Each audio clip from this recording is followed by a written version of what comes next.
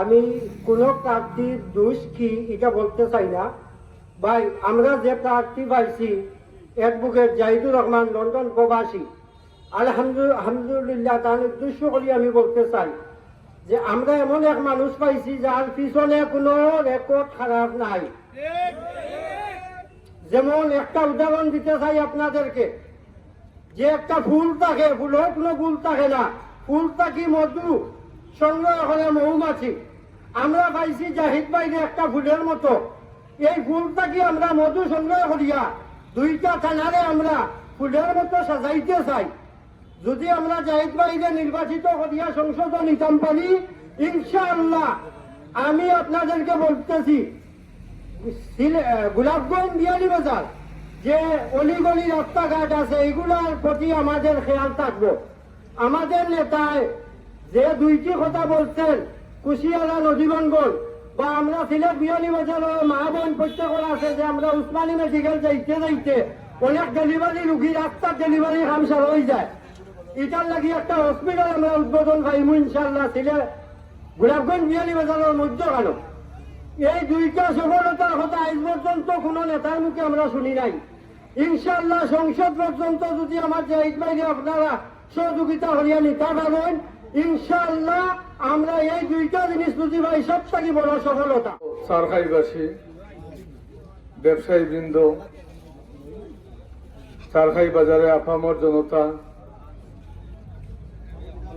আসন্ন ত্রয়োদশ জাতীয় সংসদ নির্বাচনে আগামী 12ই ফেব্রুয়ারি অনুষ্ঠিত হবে। সেই বিয়ানীবাজার গোলাপগঞ্জের মাটিও মানুষের বন্ধু, আমাদের গণ অধিকার পরিষদের অন্যতম সংগঠক, বিয়ানীবাজার গোলাপগঞ্জের মাটিও মানুষের পরম বন্ধু অ্যাডভোকেট জাহিদুর রহমান জাহিদ ভাই। আমাদের শুধু একটি লক্ষ্য, আমাদের এলাকার জনগণের পাশে দাঁড়াইতাম, এলাকার কিছু উন্নয়ন করতাম। আর এই উন্নয়নটা আমরা যেহেতু একটি পৃথিবীর মাঝে একটি উন্নত দেশও থাকি বা আল্লাহ সুবহানাহু ওয়া তাআলা আমাদেরকে সাতটা দেশে ভ্রমণ করার তৌফিক দিয়েছেন, এই উন্নয়নটা কিভাবে হইব আমাদের একটা পরিকল্পনা আছে। আমরা অত্যন্ত ভাবে দুঃখিত হই, হতাশ হই যখন একটা প্রবাসী এলাকা আমরা আওয়ার পরে এই স্বাস্থ্য ব্যবস্থা, যোগাযোগ ব্যবস্থা, শিক্ষা ব্যবস্থার এই অবস্থাটা দেখি। বাংলাদেশের রাজনীতি হইল ব্যক্তিগত স্বার্থের রাজনীতি। আপনারা কেউ আমার কথায় মনোকষ্ট নেবেন না। বাংলাদেশও 99% ব্যক্তি রাজনীতি করে নিজের স্বার্থের জন্য।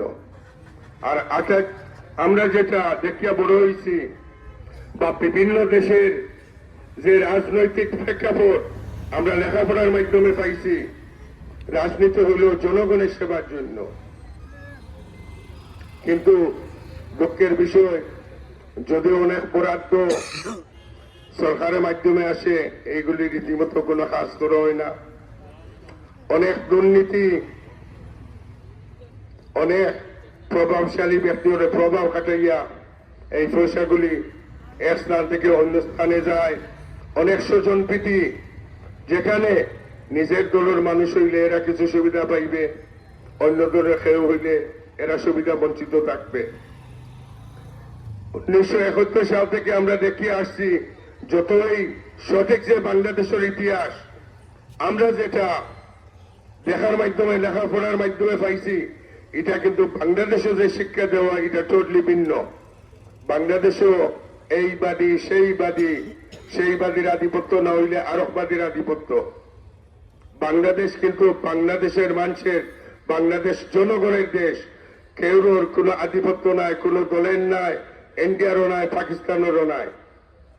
আমরা চাই আমাদের দলের মূল স্লোগান হইল জনতার অধিকার আমাদের অঙ্গীকার, আমাদের অধিকার দেশ হবে জনতা। আমাদের দল 2018 সাল কোটা সংস্কার আন্দোলনের মাধ্যমে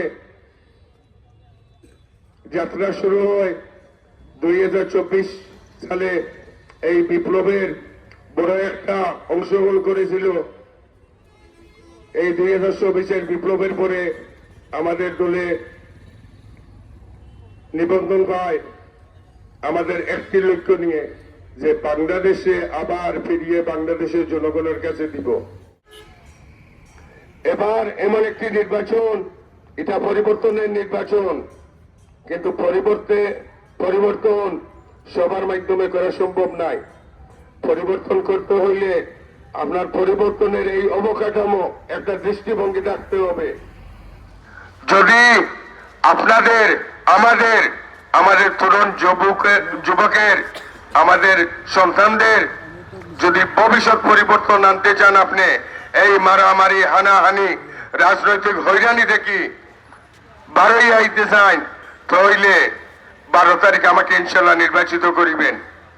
আপনারা চাইনি সঠিক উন্নত দেশের মতো একটা উন্নয়ন হইতো না? বাংলাদেশ যেভাবে চলে, গোলাপগঞ্জ যেভাবে রাস্তাঘাট আছে এইভাবে থাকতো না? আপনারা সঠিক উন্নয়ন চাই?